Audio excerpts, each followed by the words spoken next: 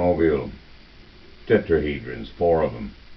Tetra means 4 in Greek. Hedron means sided, so 4-sided figure. It's a platonic solid, one of them. There are only 5.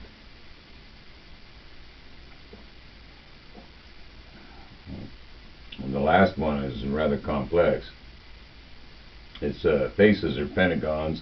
It's got 8 sides. It's octahedron with pentagonal faces. And the pentagonal faces are all regular polygons. Regular pentagons, as a matter of fact. So the octahedron, you would not want to be enclosed within an octahedron, a spherical, semi-spherical object. It would be impossible to escape, metaphorically speaking. And why do I say that? Because the number 5, for some reason, has been associated through time, through centuries, in fact, with the demonic, the pentagram, and so on. Pentagram is just a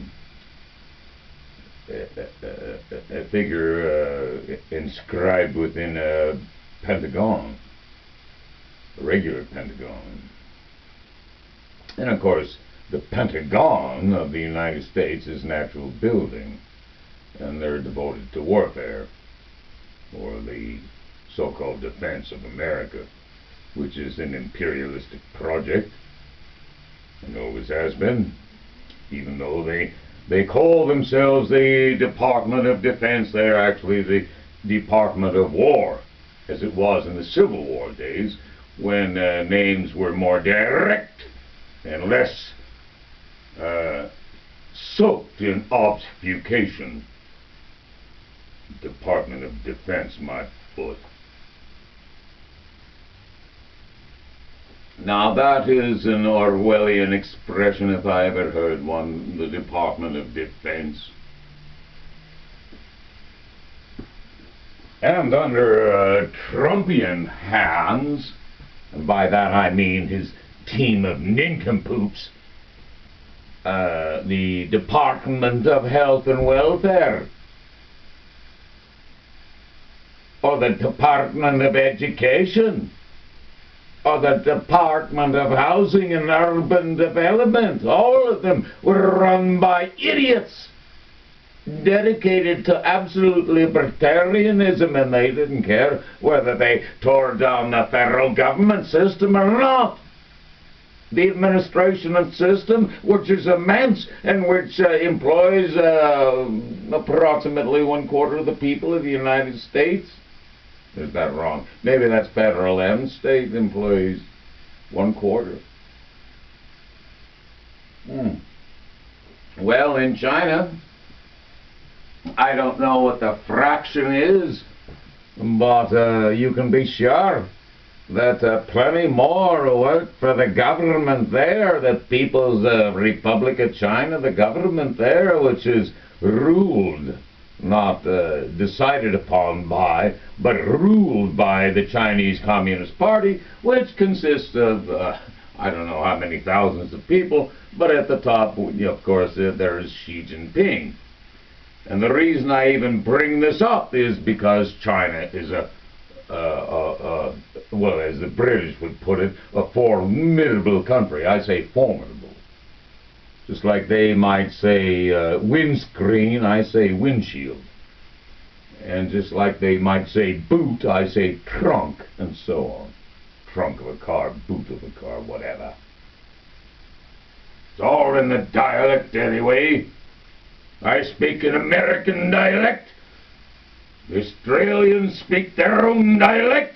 The Canadians have their interesting dialect infused with all them Indian words. And French. And so it goes. English is a polyglot language, as a matter of fact. And that's the only reason, and the only reason at all, that it that it happens to be now as they say, the lingua franca of the world. And why do I speak in such a, contrived accent? You think it's contrived? You think I practiced this day and night for 10 years? Well, I assume that maybe one of my forebears spoke this way, and why wouldn't they have? Because they came from Scotland, they came from Wales, and they came from England, and perhaps even from Ireland, who knows? You go back far enough in time on your family tree and it doesn't really make any difference. Of course, for a lot of Americans, they got a split family tree. Half of it literally is in Europe, and the other half is in Africa. Just like Obama, the primordial icon of the assemblage of the genetic code back into its original form. His father was from Kenya, his mother was from Kansas, and he was considered a black man. Why? Because of the pigmentation, sort of more to dark than to white. And that is a cultural inheritance we have, this idiotic notion that pigmentation determines everything. Yellow, brown, white, black. What the motherfucking difference is it? Nothing. Physiologically, nothing. We're all the same beneath this thin layer of skin, this thin sheet of leather covering our bodies. Different pigmentation, different shapes of noses, different forms of eyelids. Big fucking deal. We're all humans. And anyone who says we're otherwise is either an idiot or decomposed down, culturally speaking, into the primordial past of the 19th century when all this shit first began. Well, it went back further. It went back a lot further.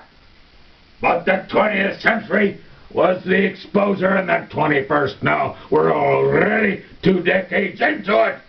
We'll expose it all down to the last little bit.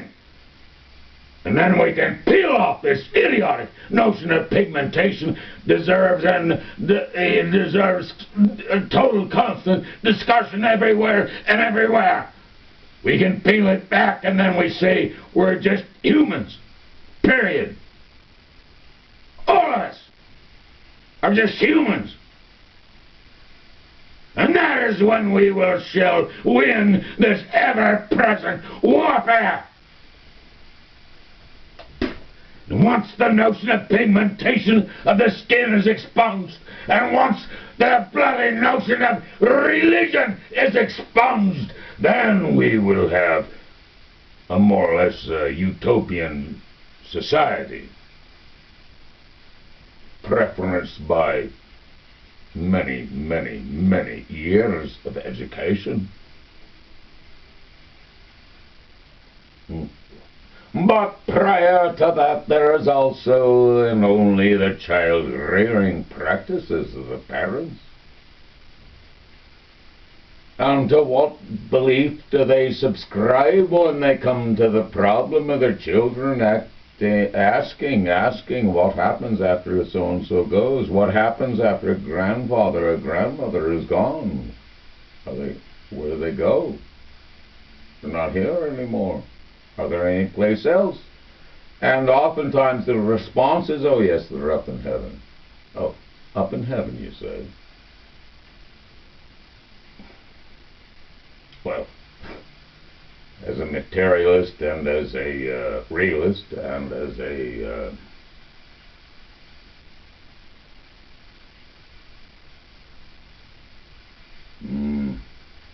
I would almost be tempted to say budding semiotic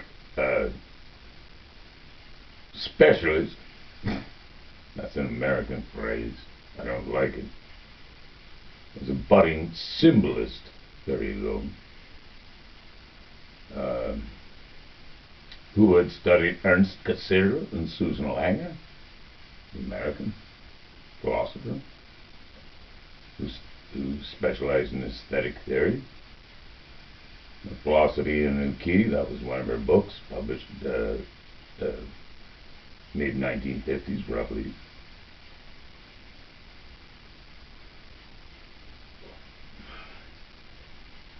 Women most ignored through the 18th and 19th centuries, although there were a few who wrote in male pen names, most notably George Sand in France and George Eliot in England.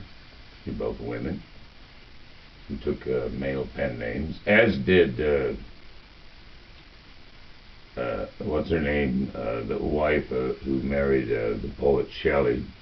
She wrote Frankenstein, published it initially under a man's name, and then was published subsequently under her own name.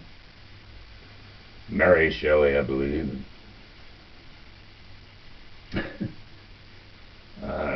All this, if you look at the historical sweep and you include not one but 3 or 4 centuries, then you can surely see it. And if you include not 1 or 2 but 3,000 years, then you can surely see it. Is a male dominance of history. Male dominance.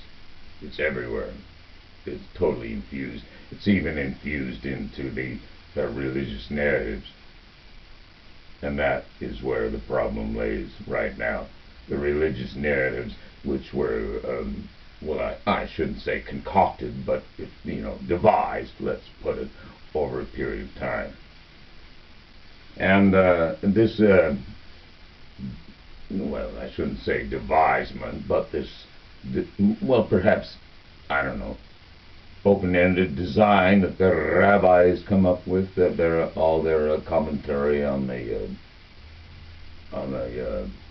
Torah, which is the Old Testament, isn't it? Or am I mistaken? Am I mistaken? If anyone says I am, I'll put my email on the bottom of this video, and then you can email. We can have a discussion. But I don't think I'm mistaken.